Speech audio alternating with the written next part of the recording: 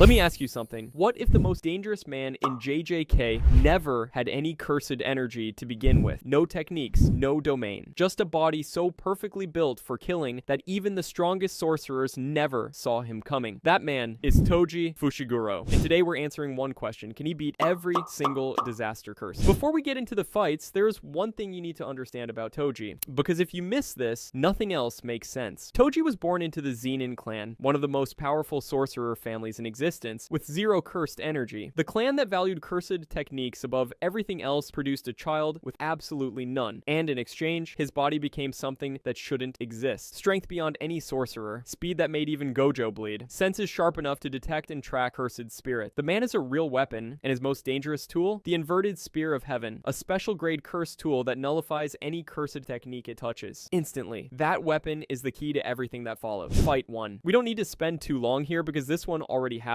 During Shibuya, Hanami, Maki, and Megumi were trapped inside Dagon's domain, a fully evolved special grade disaster curse. His domain alone was overwhelming them completely. Then Toji walked in. Dagon saw a man with zero cursed energy and made the mistake of underestimating him. He didn't understand that zero cursed energy wasn't a weakness. It was a heavenly restriction. Toji tore through him, not because Dagon was weak, but because Toji is the type of fighter the curse power system didn't account for. First fight, Toji wins, easy going. The next three are completely different. Hanami is built different from Dagon. Where Dagon relied on his domain and Shikigami, Hanami is raw durability. 4 consecutive black flashes from Yuji, one of the strongest physical fighters in the series, barely scratched him. This is a curse that was designed to absorb punishment and keep moving. So how does Toji approach something that simply doesn't go down? The inverted spear changes everything here. Hanami fights with plants and branches that drain cursed energy on contact. Against a normal sorcerer, those draining abilities are strong. Against Toji, you cannot drain what isn't there. If Toji lands the spear, the techniques shut off. No more draining, no more cursed technique manipulation. And at that point, I think this becomes a physical fight that Toji wins. His speed and strength against a curse that just lost its main tools. But in my opinion, this is the hardest physical fight on this list. Hanami's durability is genuinely ridiculous. Toji takes real damage here. He's not walking away clean. 2 fight, 2 wins. And at this point, you might be thinking Toji runs through all 4. This is where I think he finally runs into something he can't overcome. Jogo is the strongest disaster curse. His cursed energy rivals 8 to 9 of Sukuna's fingers. His maximum technique drops a meteor. And the most critical thing about how he fights, he doesn't need to be close. Every fight Toji has won came from getting into close range. His speed, his physical dominance, the inverted spear landing before the curse can react. That entire game plan requires closing the distance. Against Jogo, closing the distance means running through fire. And this is where I think no cursed energy becomes the problem instead of the advantage. Sorcerers reinforce their bodies with cursed energy to survive hits and protect themselves. Toji doesn't have that. His body is extraordinary, but it's still a human body. And in my opinion, a human body cannot survive a direct hit from Jogo's maximum output. Jogo doesn't need to touch him. He just needs to keep Toji at range and destroy his surroundings. Every time Toji gets close enough to threaten, Jogo resets with something that makes close combat almost impossible. I personally think Toji loses this fight, not because he isn't fast enough, but because for the first time, he meets something his body simply can't overcome. But the last fight is the most complicated one on this entire list, because this one depends on a single moment. Outside of his domain, Toji actually has a real chance here. Mahito's idol transfiguration requires physical contact, touch the soul, reshape it, and Toji's speed is elite, faster than almost every fighter in the series. Landing a clean touch on Toji before the inverted spear comes back is a genuinely dangerous game for Mahito to play. Outside the domain, I think Toji is the favorite. But here's where this matchup gets really tough. Mahito can open self-embodiment of perfection, and inside that domain, the rules completely change. The sure hit effect connects to every soul trapped within automatically. The domain itself becomes the hand. No physical contact needed, which means it doesn't matter how fast Toji is. The moment that barrier closes, his soul is already within reach. Now here's where we can debate. Heavenly restriction users interact with barriers and cursed technique differently. Toji exists completely outside the cursed energy system, and the inverted spear of heaven can nullify domain expansions. It's confirmed to nullify any cursed technique, including barrier techniques. If Toji lands the spear on the barrier before the domain fully locks in, the whole thing collapses. So this fight comes down to one moment. Mahito activates his domain in 0.2 seconds. That's the same speed Gojo showed. At that activation speed, I personally don't think Toji can guarantee landing the spear in time every single time. And if he misses that window, his soul gets touched. And that's it. In my opinion, Mahito takes this one. But I want to be honest. This is one of the most debated matchups you could run. The way Heavenly Restriction interacts with the domain barriers is genuinely not fully answered. So here's what I think. something. Toji, a man with no cursed energy, rejected by his own clan, armed with nothing but his body and a handful of cursed tools, in my opinion, beats 2 possible 3 out of 4 disaster curses. That alone should tell you about how terrifying he is. So let me ask you something before you go. If Toji had the 10 shadows, would he be the strongest one in the verse?